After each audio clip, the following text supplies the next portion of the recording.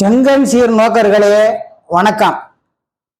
நாம இந்த பதிவில் இவிஎம் என்று சொல்லக்கூடிய எலக்ட்ரானிக் ஓட்டிங் மெஷின், அதாவது மின்னணு வாக்கு எந்திரம், அதை பற்றி பார்ப்போம். இந்த மின்னணு வாக்கு எந்திரம் இருக்கு இல்லைங்களா, இது ஒரு மோசடி எந்திரங்க. இது ஒரு மோசடி எந்திரம். அதை பற்றி தான் நம்ம இதில் பார்க்க போகிறோம். இதை முத இந்த இவிஎம் இந்தியாவில் யார் உற்பத்தி பண்ணார் தெரியுங்களா? பிரபல எழுத்தாளர் சுஜாதா, அதாவது அவர் பேர் உண்மையான பேர் ரங்கராஜன். அவர் தான் பாரத் எலக்ட்ரானிக்ஸில் மேனேஜிங் டைரக்டராக இருந்தார். அப்போ ரிசர்ச் அண்ட் டெவலப்மெண்ட் விங்கில் பெரிய அதிகாரியாக இருந்தார். அப்போ அவர் டெவலப் பண்ணணும் தான் இந்த மின்னணு வாக்கு எந்திரம். சரிங்களா? எனக்கு அவருக்கு எப்படி பரிச்சயம் ஆச்சுன்னா, நான் தினமணி கதிரில் 1977 ஒரு கதை எழுதியிருந்தேன். அது வந்தது. அப்போ எங்கள் ஆஃபீஸில் எல்லாரும் ஒன்றா கூப்பிட்டு, எங்கள் டிவிஷன் இன்ஜினியர் ராஜகோபாலம் அவர் பேர், அவர் வந்திருந்தாரு. என்ன ஒரே கலைபரமாக இருக்குனாரு. சார் கதை எழுதினாரு. சாவின்னு சொல்கிற சா விஸ்வநாதன், அவர் தான் ஓனர் பத்திரிக்கை. அவர் ஒரு 40 ரூபா அனுப்பியிருந்தார். அப்போ 77 40 ரூபா. அது ஒரு பெரிய மரியாதையான பணம்னு வச்சிங்களேன். இதெல்லாம் போயிட்டு அதை வாங்கி கொடுங்க சார், வாங்கி சொல்லலாம் கலட்டாக போயிட்டு இருந்தா. அப்போ தான் ராஜகோபால சார் வர்றாரு. ரங்கராஜன்ப்பா பரவாயில்லையா அப்படின்னாரு. அவர் சொல்லிட்டு இருக்கும்போதே ரங்கராஜன் உள்ள நுழைகிறாரு. யாரு? சுஜாதா ரங்கராஜன். என்னன்னா, இவருக்கு கூட பிறந்த சகோதரர் தான் அவர். யாரு? எங்க டிவிஷன் இன்ஜினியர் ராஜகோபால்னு கூட பிறந்த சகோதரர் அவர்.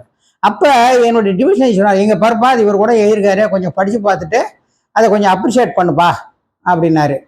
அவர் படிச்சு பார்த்தாரு. கொஞ்சம் ரொம்ப நேரம் உட்காந்து படிச்சாரு. பொறுமையாக தான் படிச்சாரு. படிச்சுட்டு ரொம்ப நல்லா இருக்குப்பா, அப்படியே கீப் இட் அப் அப்படின்னு சொல்லிட்டு போயிட்டார். ஸோ இதுதான் எங்களுக்குள்ள இந்த அறிமுகமானது முத. அதுக்கப்புறம் இந்த எலக்ட்ரானிக் ஓட்டிங் மிஷின் முத எங்கெங்கெல்லாம் யூஸ் பண்ணாங்க? கேரளாவில் ஒரு பை எலெக்ஷனில் யூஸ் பண்ணாங்க. அதுக்கப்புறம் கோவா ஜென்ரல் அசம்பிளியில் ஜென்ரல் எலெக்ஷன் இருக்கு இல்லையா, அசம்பிளி எலெக்ஷன், அதில் யூஸ் பண்ணாங்க. கோவாவில் தான் முத 1999. அதுக்கப்புறம் அங்கே யூஸ் பண்ணாங்க, இங்கே யூஸ் பண்ணாங்க. அப்போ புகைச்சல் கிளம்ப ஆரம்பிச்சிருச்சு. இந்த எந்திரத்தின் இது மேலே சந்தேகமாக இருக்குன்னாங்க. உடனே நான் என்ன பண்ணேன், என் மனசுலேயும் சில தோணும். அது டெக்னிக்கலாக நான் டெக்னிக்கலாக, அப்புறம் நானே டெக்னிக்கல் மேன் தான். இருந்தாலும் எனக்கு இந்த மின்னணு வாக்கு எந்திரத்தின் மேலே அவ்வளோ ஒரு நல்ல நம்பிக்கை இல்லை. ஸோ இவர் இருக்கார் இல்லையா, சுஜாதா, அவர் ரங்கராஜன் சார், அவரை ஒரு முறை சந்திக்க வாய்ப்பு கிடைச்சிது. சார் என்ன சார் இந்த மெஷினை போட்டு விட்டீங்க, இது மக்கள் குலத்துக்கு எதிரி ஆகிடும், நாளைக்கு ஒரு பெரிய மோசடி எந்திரம் மாறிடுறேன். நீ ரொம்ப தாப்பா கற்பனை பண்ணுற. இது ஒரு கால்குலேட்டர் கூட்டுற மாதிரி தான். நீ அழுத்தினா ஒரு பாயிண்ட் வரப்படுது, இல்லை என்ன இருக்கு அப்படின்னு சொல்லி போயிட்டாரு. ஏன்னா அவர் இன்ட்ரோடியூஸ் பண்ணும்போது சாதாரண சிப்பு தான் யூஸ் பண்ணார் அவர். அதுக்கப்புறம் இவங்க மோசடி சிப்பெல்லாம் யூஸ் பண்ணிட்டாங்க. அது அப்புறம் பார்ப்போம், நம்ம டெக்னிக்கலாக அடுத்த பதிவில் அதை பார்ப்போம். இப்போ இதுதான் பிரச்சனை. இப்போ சமீபத்தில் கர்நாடகா அசம்பிளியில் என்ன பண்ணாங்க, ஒரு ரெசல்யூஷன் பாஸ் பண்ணியிருக்காங்க, தீர்மானம். என்ன தெரியுங்களா? இந்த மின்னணு வாக்கு எந்திரத்தில் எங்களுக்கு நம்பிக்கை இல்லை, இது ஒரு மோசடி எந்திரம் நின்ட்டாங்க அவங்க. அதனால நாங்கள் பேலட் பேப்பர்ல நடத்துங்கன்னு சொல்லி அதை எழுதி அனுப்பிட்டாங்க கவர்மெண்ட் ஆஃப் இந்தியாவுக்கு.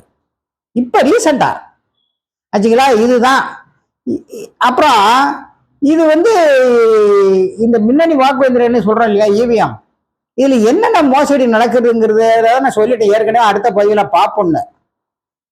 ஆனா எனக்கு என்ன மாதிரி உறுத்திக்கிட்டே இருந்து இல்லைங்களா. நான் அவர்கிட்ட கேட்டேன், ரங்கராஜ் சார்ட்டு. அவர் இல்லப்பா இதெல்லாம் ஒன்றும் இல்லைன்ட்டாரா. இருந்தாலும் நான் இவர் தினமலர் ஆசிரியர் ராமசுப்பையர், அதனுடைய நிறுவனர், அவருடைய மகன் தான் கிருஷ்ணமூர்த்தி சார். அவர்கிட்ட போய், சார் எனக்கு கொஞ்சம் ஒரு வாய்ப்பு கொடுங்க, நான் அதை கொஞ்சம் இதை பற்றி எழுதணுன்னே. எழுதிக்கப்பா, அதனால உனக்கு நீ தான் நிறைய எழுதிட்டு இருந்தாரு. நான் அதில் என்ன எழுதுறேன்னா, இது ஒரு மோசடி எந்திரமாக ஆகிடும் பிற்காலத்தில், எலக்ட்ரானிக்ஸ் எதுவும் யூஸ் பண்ணக்கூடாது, வெளிநாடுகளில் இது யூஸ் பண்ணுறது இல்லை, இது ரொம்ப தப்பான்னு சொல்லி இது எதிரியாகவே எழுதிருந்தேன். எப்போ 2000 எழுதிட்டு இருக்கேன். பாருங்க எனக்கு இவங்களுக்கும் எவ்வளவு வித்தியாசம் வருதுன்னு. நான் 2000 சொன்னதை இன்னைக்கு தான் இவங்க எல்லாம் லோன்னுங்கிறாங்க. நான் சொன்னதுக்கு அப்புறம் டாக்டர் சுப்பிரமணிய சாமி அவரு பிரில்லியண்டா செயல்பட்டார். அவரு டெல்லியில இந்த டெக்னீஷியன்ஸ் என்ஜினியர்ஸ் இருக்காங்க, எலக்ட்ரானிக்ஸ் என்ஜினியர்ஸ், அவங்க கொஞ்சம் பேர், அப்புறம் தேர்தல் கமிஷனர், சுப்ரீம் கோர்ட் ஜட்ஜஸ், அவங்களாம் கூப்பிட்டு வச்சு நிரூபிச்சு காட்டினார். இந்த பட்டனை எடுத்தால் அதுக்கு போகுது, அதை போனது மோசடி பண்ணலாம் அப்படிங்கிற மாதிரி. அப்போ அது சிம்பிள் மோசடி தான், அது அப்படி பண்ணிட்டு இருந்தாங்க, அது காட்டிட்டாங்க. ஆனால் உச்ச நீதிபதி என்ன சொல்றாங்க, ஆமா நீங்க ஜெயிக்கும் போது மட்டும் ஒழுங்குங்கிறீங்க, நீங்க தோத்தா மட்டும் மோசடிங்கிறீங்க அப்படின்ட்டு ரொம்ப அலட்சியமா போயிட்டாங்க. அப்ப சுப்பிரமணிய சாமி அது கண்டிப்பா விட்டார். இப்ப எப்படி விஸ்வரூபம் எடுத்து நிக்குது பாருங்க.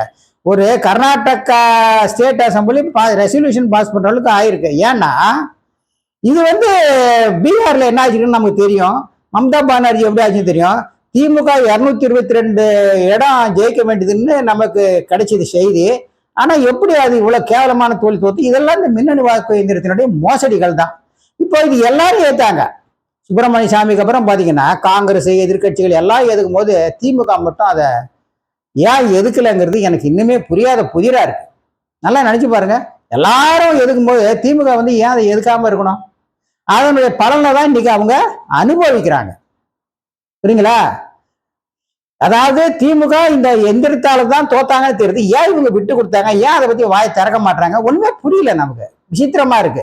இது ஒரு பக்கம். நான் தொடர்ந்து வெளியிட்டு இருந்தீங்களா, எத்தனை கேப் பாருங்க சார். நான் 2025 26 தான் இவங்க புரியுது இவங்களுக்கு. ஸோ நான் சொன்னா இது ரொம்ப லேட்டா தான் உரைக்குது. இந்த மாதிரி பலது இந்த மாதிரி நான் சொல்லியிருக்கேன். தயவு பண்ணி நம்ம என்ன பண்ணுவோம், இந்த வாக்கு எந்திரத்தை நிராகரிப்போம். இது ஒரு மோசடி எந்திரம். இனிமேல் இதுல வச்சாங்கன்னா நம்ம ஓட்டு போட போகக்கூடாது அப்படிங்கிற ஒரு முறையை நம்ம எடுத்துக்கணுங்கிறது தான் இதனுடைய இந்த பதிவினுடைய முதல் நோக்கம். இதனுடைய டெக்னிக்கல் டீடைல்ஸ் இவங்க எப்படி மோசடி பண்றாங்கிறத நம்ம அடுத்த பதிவுல பார்ப்போம். நன்றி, வணக்கம்.